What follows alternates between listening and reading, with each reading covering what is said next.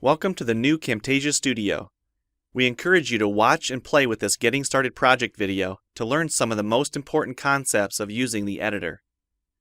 If you want more in-depth tutorials that will walk you through the entire process of recording, editing, and sharing your videos, then please watch the Getting Started tutorials using this link under the Help menu.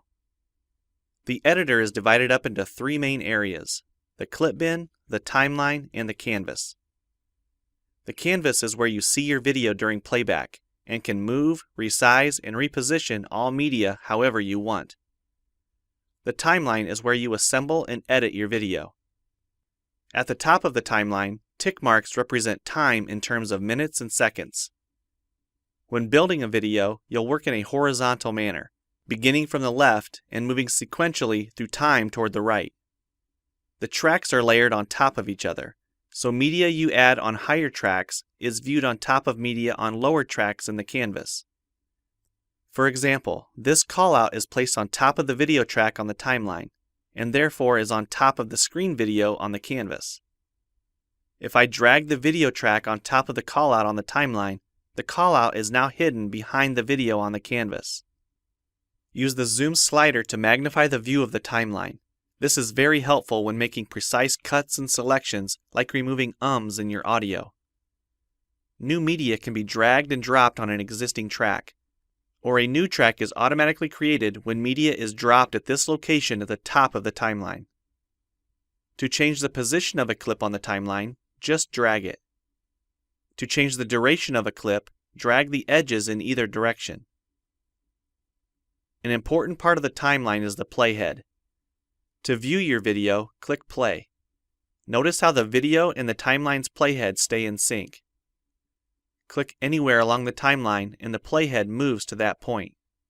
To remove a portion of your video, make a selection with the green in point and red out point. Then click the cut button. If you don't want media cut on a specific track, just click the lock icon. If you make a mistake while editing, press Ctrl-Z on the keyboard to undo, or choose Edit Undo. Double-click the playhead to deselect. Next, we'll look at the clip bin in the library. The clip bin holds recordings, audio files, images, and title slides being used in the project you're currently working on. The library stores video clips, intros, callouts, title slides, and other media assets you want to use from project to project. It is pre-populated with professional content you can use in your videos.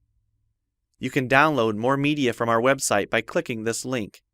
You'll find a lot more music, callouts, and animated titles to use in your projects, and it's all free.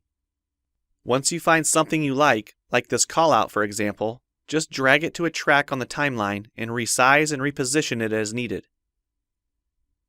Double-click the callout on the canvas to open the Callouts tab and edit the text, or change any of the text properties like color or size.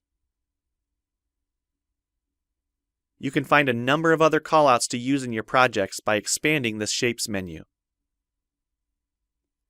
You've probably noticed the video zooming in and out at times, for example here when it's zooming into the timeline. To learn more about adding and customizing zoom and pan animations to your video, check out the other Getting Started tutorials on our website. We've talked about some of the tabs already, but be sure to explore the others for adding and editing special effects. If they don't all show up as tabs, click on the More tab to explore others, like the speech-to-text capabilities and captions, and the improved quizzing. Also, transitions can now be dragged directly to the timeline and added on top of clips. So we've shown a few ways you can navigate and edit your video. But how do you get content into your video? To make a new screen recording, click the Record the Screen button. If you already have an audio or video recording you'd like to use, click the Import Media button. When you're done with your video project, you'll need to click the Produce and Share button to create a shareable video. Expand this menu to see a variety of presets. We have a new video player that plays back your MP4 video and includes other interactive features like table of contents, closed captions, quizzes, and even hotspots. These features are available when hosting your video on TechSmithScreencast.com or the video and player on your own web server. This player provides playback on multiple devices with just one video, whether it's a phone, tablet, laptop, or desktop computer. Well, it's time for you to try Camtasia Studio for yourself using the content on the timeline, or better yet, create your own. We have lots of free tutorials on our website, and I recommend you begin with the Getting Started series. Also, the help file inside Camtasia Studio tells you how to use each of the Camtasia Studio features and applications. One last thing, if you ever want to open this Getting Started project again to view or practice with, use this link here. Thanks for watching, and we hope you enjoy Camtasia Studio.